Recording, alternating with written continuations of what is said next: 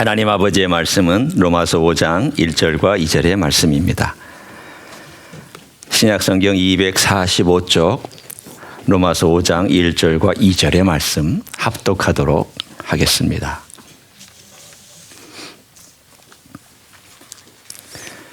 로마서 5장 1절과 2절 찾으신 줄 알고 같이 읽습니다. 시작.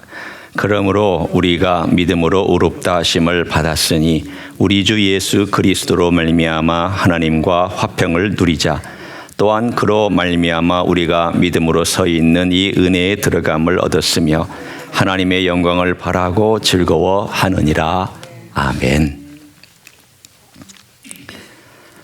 인생은 하나님으로 채워지기 전에는 만족함이 없습니다. 그래서 사람들은 하나님을 갈망하기 때문에 예수를 믿기 전에는 뭔가로 채우려고 부친 애를 씁니다. 정신수양, 어떤 도덕적인 실천, 때로는 철학, 때로는 교육, 온갖 것으로 그 안을 채우려고 하지만 그러나 그걸로는 채워지지 않습니다. 왜냐하면 하나님이 그렇게 만들었기 때문입니다. 하나님께서 성령께서 우리 안에 들어오셨을 때 처음 육체를 만드신 다음 그리고 그 코에 생기를 넣으셨을 때 그 생기는 성령께서 행하신 생기입니다. 그러니까 하나님과 교통하도록 만들었고 하나님의 이미지가 그 안에 들어가게 되었고 그리고 하나님으로 채워지게 되었던 것이 원래 우리 인간, 창조의 원리에 따른 인간의 모습이었습니다. 그 자리가 빠져버렸습니다. 죄로 말미암아 공허하게 된 것이죠. 그래서 사람은 계속 갈망합니다. 뭔가 영적인 것은 없을까? 뭔가 영적으로 만족함이 없을까? 무엇으로 내 안을 좀 채울 수는 없을까? 그래서 부지런히 노력하죠. 그러나 채워지지 않습니다. 그러다가 예수님을 만난 다음에 그 안이 채워지는 경험을 합니다. 아, 이건가? 그렇다. 이거다. 그래 나서 우리는 이 안을 무언가 더 깊이 채우기 위해서 말씀도 읽습니다. 기도도 합니다. 봉사도 합니다. 때로는 우리가 이렇게 한 끼 금식하는 것처럼 금식도 합니다. 그러면 그것이 과연 하나님과 하나 되는 연합을 도와주는 그러한 방법이 될까? 네, 됩니다. 분명히 방법은 됩니다. 그러나 그것이 전부는 또 아닙니다. 하나님과의 연합은 신비한 연합이고 이것은 뭔가 우리가 노력해서 얻을 수 있는 것이 아닌 신비로움이 있습니다. 제가 중세의 한 거두에 대한 이야기를 좀 들려드리고 싶습니다. 지금 영성의 역사니까 우리가 종교개혁을 갖기 전에 도대체 우리 선배들은 어떻게 신앙생활을 했을까? 제가 쭉 지금 초대교회 때부터 6번에 걸쳐서 앞으로 한 몇 번 더 남았지만 훑어가고 있습니다. 그 중에 13세기에 살았던 토마스 아퀴나스라는 그러한 거인이 있었습니다. 영적인 거장입니다. 우리는 보통 생각하면 기독교 역사 가운데 거대한 기둥을 만들었던 사람을 한번 뽑아보십시오라고 이해한다면 어거스틴, 바울 빼고, 바울은 성경을 쓴 분이니까 바울 빼고 어거스틴, 그리고 제가 말씀드리고자 하는 토마스 아퀴나스, 그리고 칼빈, 이 세 사람 정도입니다. 거대한 기독교의 사상을 만들어냈던, 물론 성경에 근거한 사상들이죠. 그렇지만 우리는 신교는 이 토마스 아퀴나스를 공부를 잘 안 합니다. 왠지 아세요? 캐톨릭에서 캐톨릭의 스승이라고 이름을 딱 붙여놨기 때문에. 캐톨릭의 선생님, 가장 유명한 캐톨릭의 스승 중에 스승이라고 딱 붙여놓으니까 이 사람은 공부하면 안 돼. 이 캐톨릭의 스승이니까 라고 하는 반감이 있어서 토마스 아퀴나스를 잘 공부하지 않습니다. 그러나 이 사람은 대가입니다. 기독교의 많은 신교회 사상가들도 이 사람의 책을 읽고 영감을 얻습니다. 근데 이 사람은 20대에 대학의 교수가 됩니다. 그리고는 그가 49에 죽을 때까지 엄청난 양의 책을 씁니다. 심지어는 걸어가면서도 구술을 했다 합니다. 말로. 그럼 비서가 따라가면서 적는 거예요. 말로 하는 거를. 그러니까 얼마나 명석하고 얼마나 이 박식한 그러한 것들을 가지고 있었는지를 알 수가 있는 사람이죠. 그 사람이 말년에 신학대전이라는 책을 썼습니다. 책 제목만 봐도 여러분 벌써 가슴이 굉장히 답답해 오죠. 신학대전. 이거 읽으면은 첫 페이지를 읽는 순간 잘 것 같은 느낌이 듭니다. 아마 저도 분명히 확신하건대 여러분이 첫 페이지를 딱 넘기는 순간 졸음이 쏟아지는 그러한 두껍고 분량도 많고 신학 전체를 다루는 그런 대전입니다. 이분이 그 책을 거의 완성할 마지막 단계에서 속죄론이라는 것을 쓰고 있었습니다. 그런데 어느 날 그가 환상을 봅니다. 영적인 체험을 합니다. 그리고 나서는 절필을 해버렸습니다. 더 이상 책을 완성하지도 않고 더 이상 글을 쓰지도 않고 더 이상 구술로 자기 비서가 받아 적는 것도 하지 않기로 작정을 해버렸습니다. 비서가 묻습니다. 아니 토마스 아퀴나스님 왜 절필하십니까? 지금 이 책을 완성해야지 이 당대의 사람들과 후대의 사람들이 당신이 가지고 있는 그 멋진 지혜와 지식을 배울 수 있지 않겠습니까? 왜 안 하십니까? 어디가 아프십니까? 뭐가 문제가 있습니까? 그랬더니 이 토마스 아퀴나스가 이렇게 얘기를 합니다. 나는 더 이상 글을 쓰지 않을 것이다. 내가 본 것에 비하면 지금까지 내가 쓴 것은 지푸라기에 불과하다. 내가 본 것에 비하면 지금까지 내가 쓴 모든 책은 다 지푸라기다. 그리고는 더 이상 글을 쓰지 않고 1년 후에 죽었습니다. 사람들은 이 일에 대해서 다 의아하게 생각합니다. 도대체 뭘 봤길래 그럴까? 뭘 경험했길래 이 사람이 그 석학이 신학대전이라는 그 방대한 책의 마지막 조금을 남겨놓고 아예 완성도 하지 않은 채 절필을 해버렸을까? 우리는 모릅니다. 그러나 한 가지 알 수 있는 게 있습니다. 그것은 무언가 신비로운 환상이나 신비로운 말씀을 들었거나 혹은 뭔가를 보았거나 그의 온 영혼을 흔들어 버리는 그러한 경험을 하고 나서 자기가 이제까지 논증하고 이제까지 성경을 설명하라고 했던 모든 것들이 다 썩어질 지푸라기 같은 글에 불과하다는 것을 고백하고 죽었습니다. 저는 지금 뭘 얘기하려고 하는가 하면 그 신비로움에 대해서 얘기하려고 하는 것입니다. 이건 굉장히 주관적이기 때문에 어쩌면 제가 여러분에게 말씀드리는 내용조차도 쉽지 않은 내용입니다. 그런데 이 신비로움에 대한 경험들을 11세기부터 14세기까지 많은 앞서갔던 우리의 선각자들이 추구하고 경험했던 그러한 일들을 그때 중세시대 때 우리들에게 이야기를 들려줍니다. 유명한 성 프란시스도 이 시대 사람이고요. 유명한 도미니크스라는 사람도 이 시대 사람이고 다 지금까지 우리가 캐톨릭 그러니까 그냥 이쪽으로 치부해서 그랬지 거기에서 여전히 하나님을 추구하고 하나님을 묵상하고 하나님을 따라가려고 하는 그런 전통을 유지하고 있었던 그러한 전통들의 많은 이야기들을 우리들에게 전해주고 있습니다.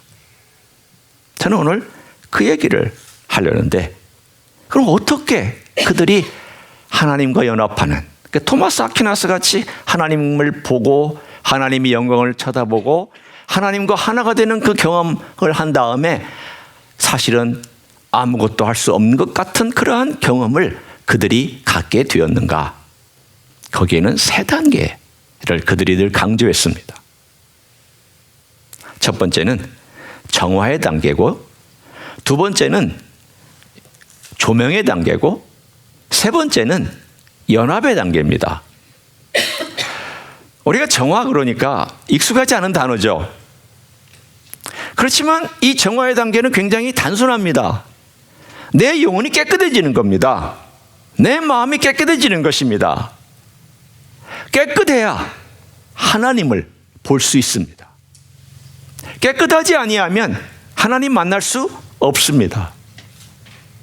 그래서 그 깨끗한 모든 것들에 대하여서 하나님께서 깨끗할 수 있도록 방법까지도 우리에게 제시해 주셨습니다. 로마서 5장 우리가 1절과 2절을 읽었는데, 로마서 3장 19절부터 4장 마지막 절까지 하나님께서 뭘 말씀하시냐면 네가 어떻게 깨끗하게 될 수 있느냐, 그 얘기를 해주고 있습니다. 우리는 깨끗하게 되는 것이 처음 예수님을 믿을 때뿐만이 아니라 매일매일 삶 가운데서 반복해서 일어나야 되는 사건으로 분명히 고백하고 있습니다. 처음 예수님 믿을 때 일어났죠. 그러나 그 이후로 계속 일어나고 있습니다.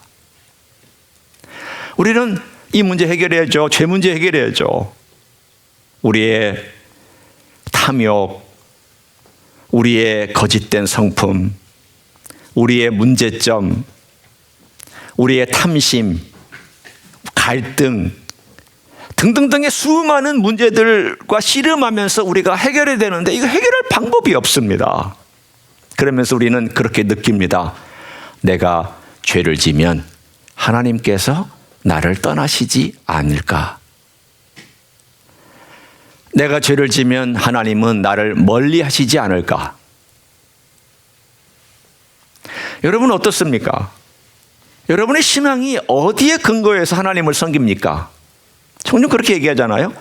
주일을 빠지게 되면 혹시 하나님이 벌 주시지 않을까요? 내가 잘 내던 11조 내다가 안 내면 하나님이 혹시라도 뭔가 문제를 내 삶 가운데서 일으키지 않을까요? 내가 봉사하다가 봉사 안 하면 하나님께서 싫어서 저에게 얼굴을 찌푸리시지는 않을까요? 하나님 그런 분 아닙니다. 우리의 신앙에서 두려움 때문에 하나님을 섬기고 있다면 하나님의 그 두려워서, 지금 제가 경외하고는 다른 두려움을 얘기합니다. 하나님은 무서운 분이야. 내가 이걸 안 하면 벌을 주실 거야. 내가 이걸 안 하면 하나님은 징벌을 하실 거야. 하나님은 내가 이걸 안 하면 나를 저주하실 거야. 하나님은 나를 떠나실 거야. 하나님은 나를 버리실 거야. 이런 마음으로 하나님을 섬기면 하나님과 하나 되는 길을 걸어갈 수가 없습니다. 하나님은 그런 분이 아니기 때문입니다. 우리 생각을 바꿀 필요가 있습니다. 두려움 때문에 무서워서 하나님을 섬기는 것은 올바른 신앙의 출발이 아닙니다. 하나님은 우리가 죄를 져도 우리를 떠나시지 않습니다. 우리의 허물이 많아도 우리를 버리시지 않습니다. 이 사실을 내 마음속에 굳게 갖고 있어야 내가 하나님과 하나 되는 첫 출발을 할 수가 있습니다. 두려운 아버지와 여러분 대화가 돼요? 아버지를 무서워해요. 아버지 얼굴만 보면은 막 속에 가슴이 쿵당쿵당하고 떨리고 가까이 가면 힘들어요. 그러면 아버지하고 하나가 될 수 있을까요? 못합니다. 아버지를 무서워하면 그 아버지하고 대화가 잘 안 됩니다. 왜? 말이 떨리거든요. 하고 싶은 말도 잘 안 나오거든요. 그런데 그 아버지가 나를 사랑한다고 하는, 내가 어떤 짓을 해도 그 사랑은 변함이 없다라고 하는 것을 굳게 믿으면 대화가 가능합니다. 심지어는 하나님께서 죄로 인해서 나와 하나님 사이가 막혀 있는 것처럼 있을 때에도, 그런 상황일 때에도 하나님은 우회적으로 그 죄의 문제를 다룰 수 있도록 나를 도와주십니다. 제가 예를 들어 볼게요. 누가복음 15장에 보면은 탕자 이야기가 나옵니다. 그 둘째 아들이 아버지 재산을 가지고 먼 나라로 가버립니다. 그 나라에 서랑방탕하게 살다가 그 나라에 흉년이 들죠. 돼지우리에 가죠. 돌보느라고. 그런데 어느 정도까지 흉년이 들었냐면 돼지가 먹는 쥐염열매조차도 얻어먹을 수 없을 정도로 비참한 신세가 됩니다. 이 두세 가지가 뭘까요? 하나님께서 죄인인 둘째 아들을 우회적으로 깨닫게 해주시기 위해서 만들어주신 환경입니다.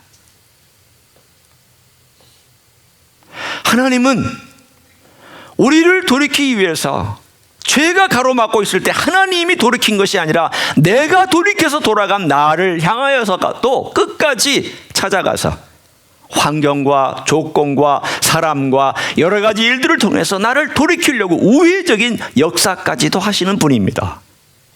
그게 바로 하나님의 성품입니다.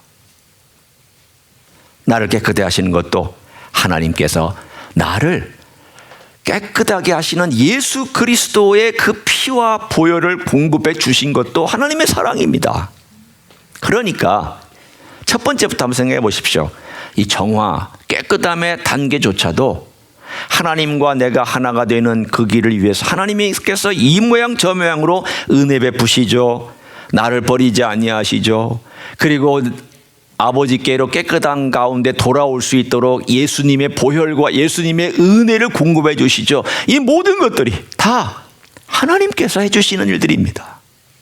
정화의 단계도 하나님의 역사입니다. 두 번째, 조명의 단계입니다. 이 조명의 단계는 빛을 비춰주시는 단계입니다. 여러분이 어떻게 예수님과 하나님을 경험합니까? 주로 말씀을 통해서 경험하시잖아요. 말씀을 통해서 보고 이 말씀을 통해서 하나님을 경험하잖아요. 그런데 이 말씀이 여기 이렇게 있으면 이 말씀의 핵심의 그 말씀입니다. 여러분이 말씀을 보면서 그 말씀이신 예수 그리스도를 보지 못하면 우리는 하나님을 못 봅니다.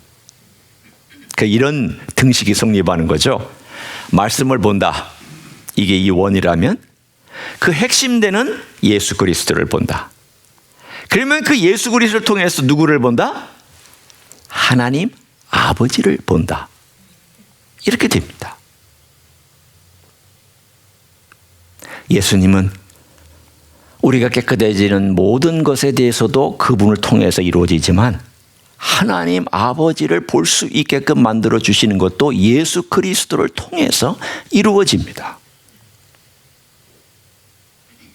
말씀을 볼 때마다 예수님을 보려고 자꾸 애쓰고, 아, 예수님이 이렇게 행하셨구나. 예수님이 나에게 이렇게 말씀하시는구나.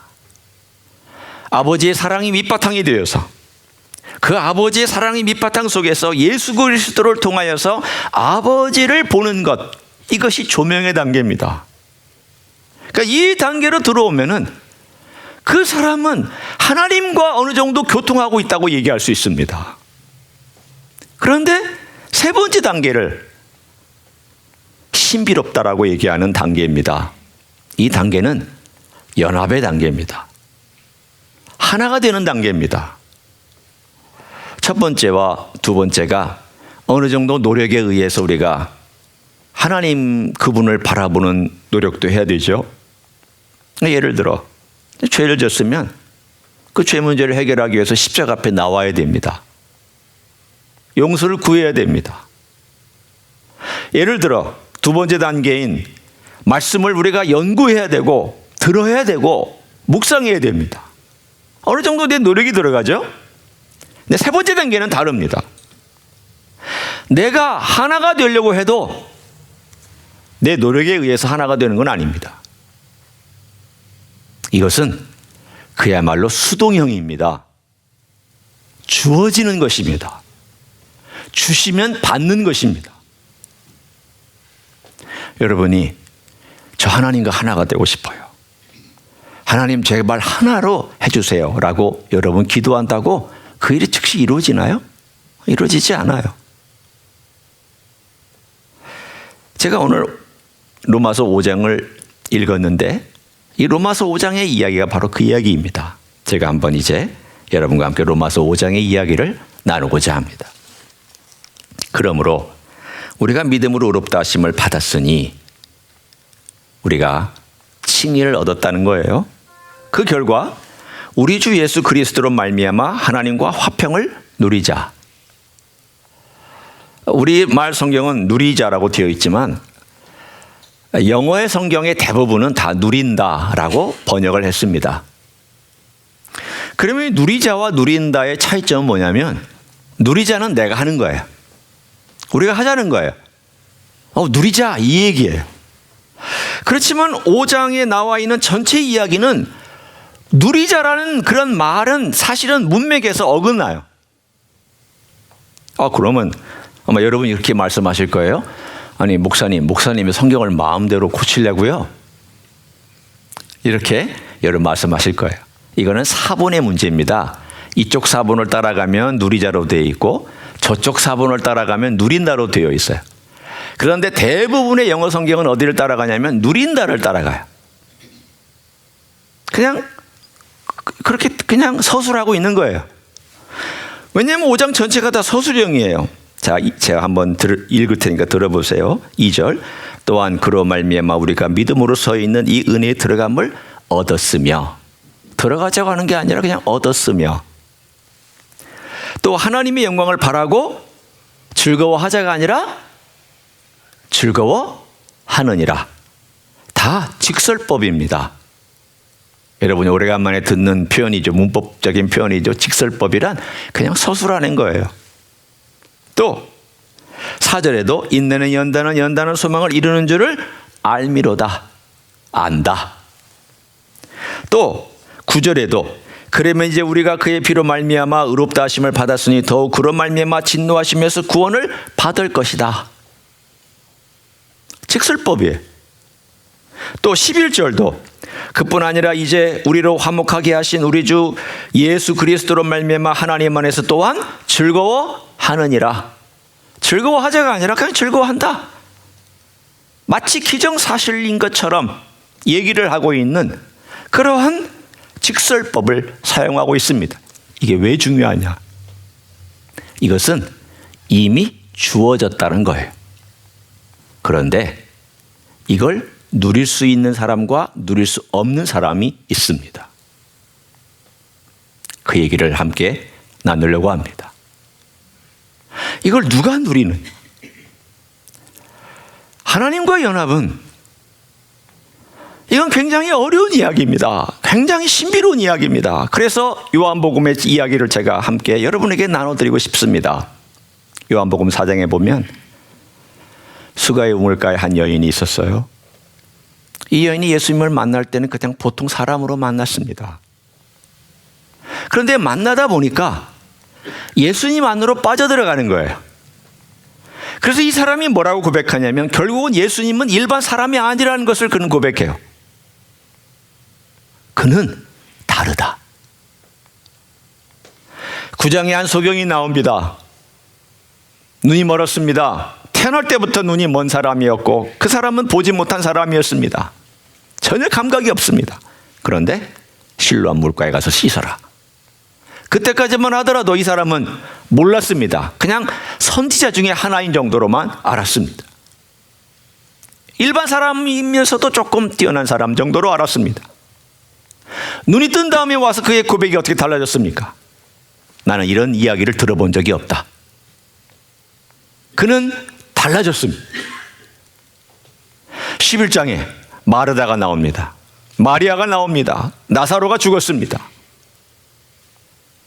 나는 부활이요 생명이니 나를 믿는 자는 죽어도 살겠고 살아서 믿는 자는 영원히 죽지 아니하리라. 그러니까 주여 제가 믿습니다. 마르다가 얘기합니다. 마지막 날에 살 줄로 믿습니다. 예수님과 마르다의 핀트가 맞습니까? 틀립니까? 핀트가 어긋났죠. 마르다는 미리 일어날 일처럼 얘기하고 있습니다.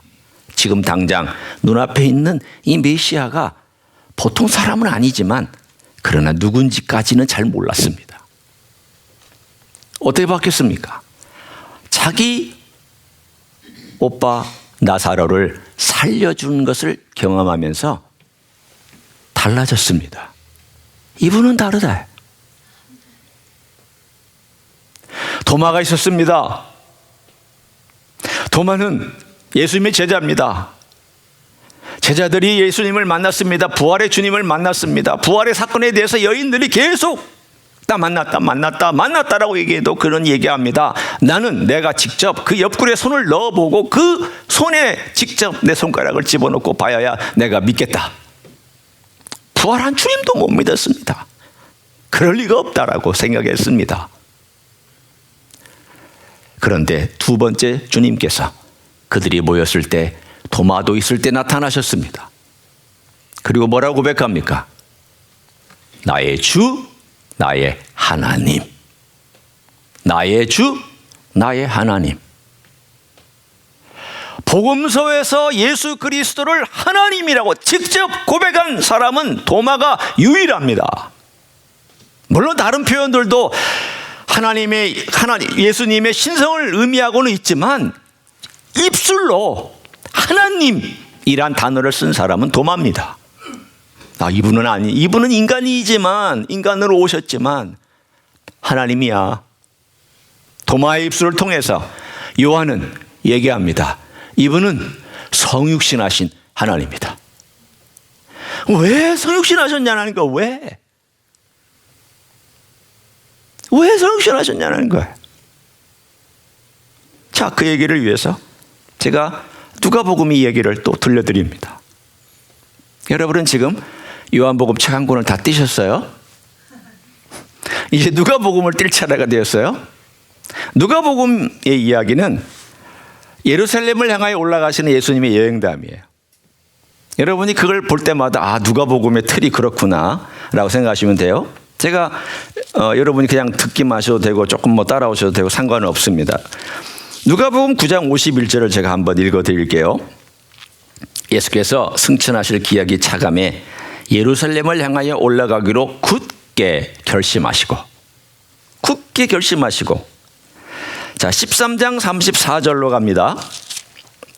13장 34절에 예수님께서 예루살렘을 향하여서 올라가시면서 그 예루살렘을 향하 이렇게 아픈 마음을 표현하셨습니다. 예루살렘아, 예루살렘아, 선지자들을 죽이고 내게 파송된 자들을 돌로 치는 자여, 암탉이 제 새끼를 날개 아래 모음같이 내가 너희의 자녀를 모으려 한 일이 몇 번이냐? 그러나 너희가 원하지 아니하였도다.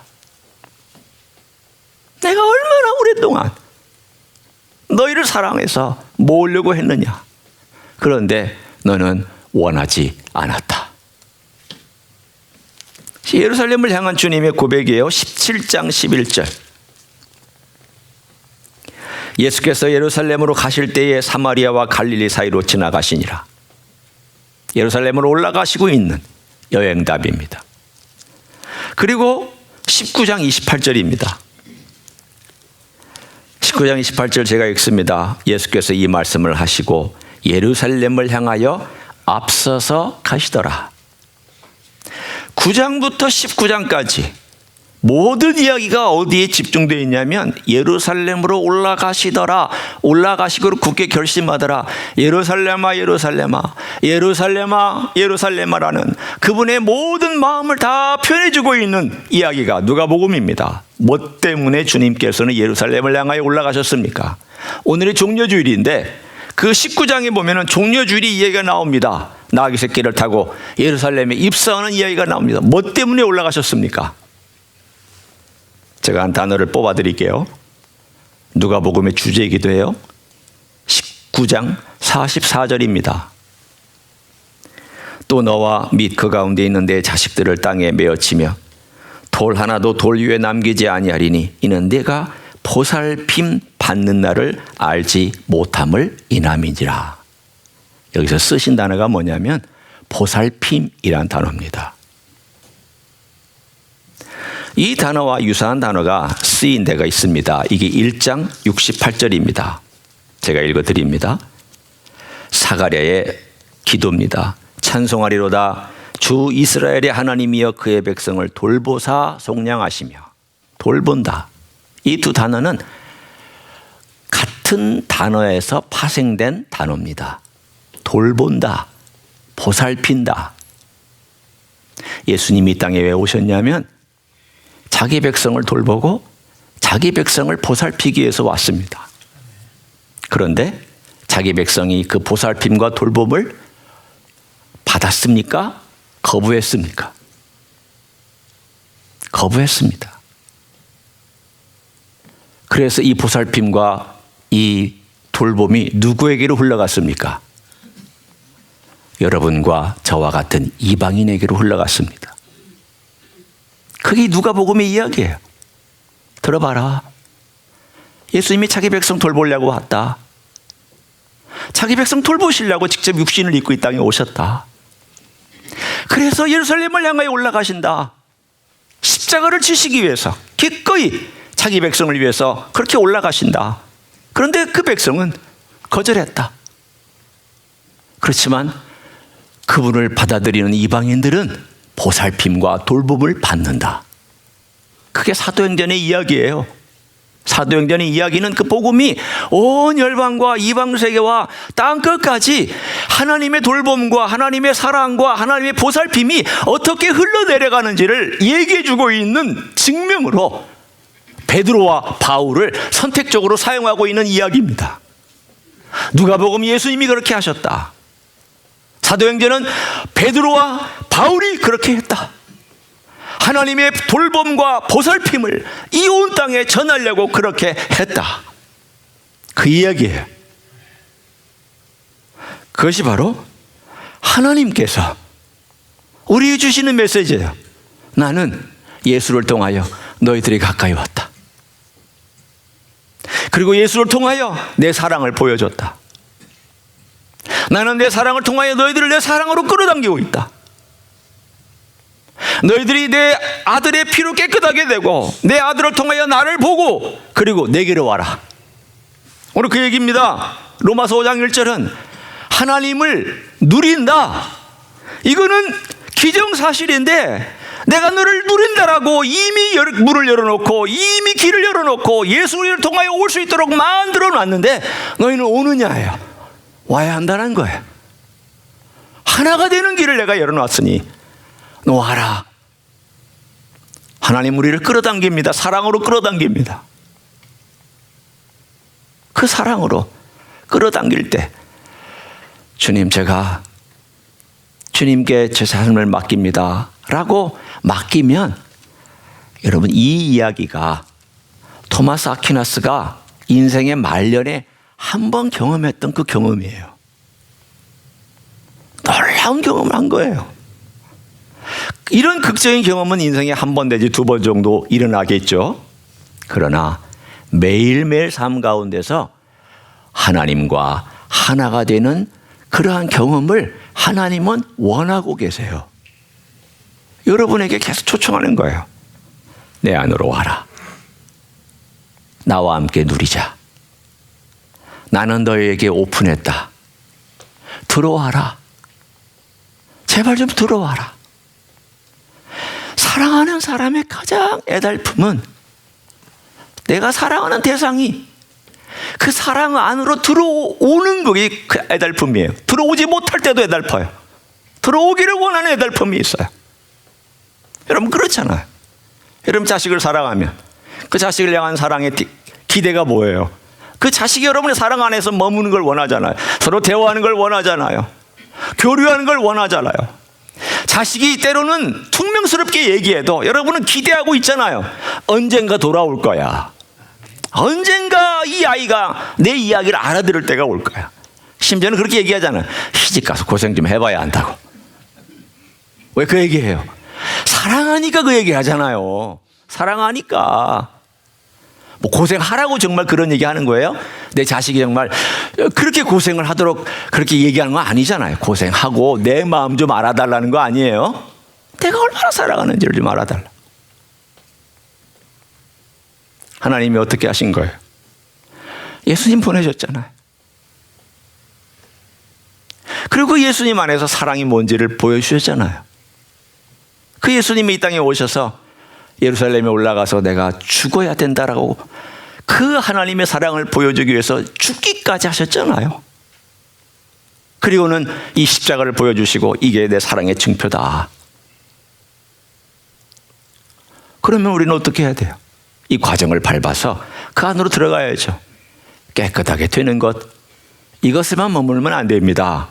이건 반드시 해야 되는 거지만 깨끗하게 늘 되는 걸 우리는 삶을 살아야 되고, 그러나 예수님을 배우려고, 하나님을 배우려고 그 말씀 안에서, 그리고 그 말씀이신 예수님 안에서 하나님 자꾸 보려고 하고, 그리고 나서 하나님께서 나를 끌어당길 때 그냥 몸을 맡기면서 그 사랑 안으로 쑥 하고 들어가서 그 사랑 안에서 머물고 하나님 아버지를 만나고 그 아버지의 사랑 안에서 기도하고 그 사랑 안에서 감격하고 그 사랑의 놀라움 때문에 야, 나 같은 죄인을, 이 못난 죄인을 주님은 버리지 않고 사랑해 주시는구나.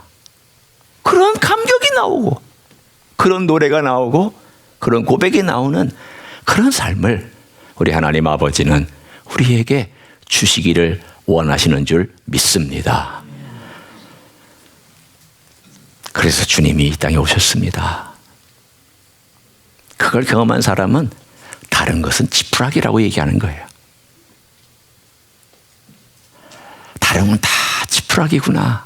우리 예수님이 진짜고, 예수님이 나에게 보여주신 저 하늘의 영광이 진짜구나. 다른 건 다 지푸라기구나. 이런 고백이 여러분의 입술을 통하여 나오는 축복이 임하시기를 예수님의 이름으로 간절히 축원합니다. 기도하겠습니다.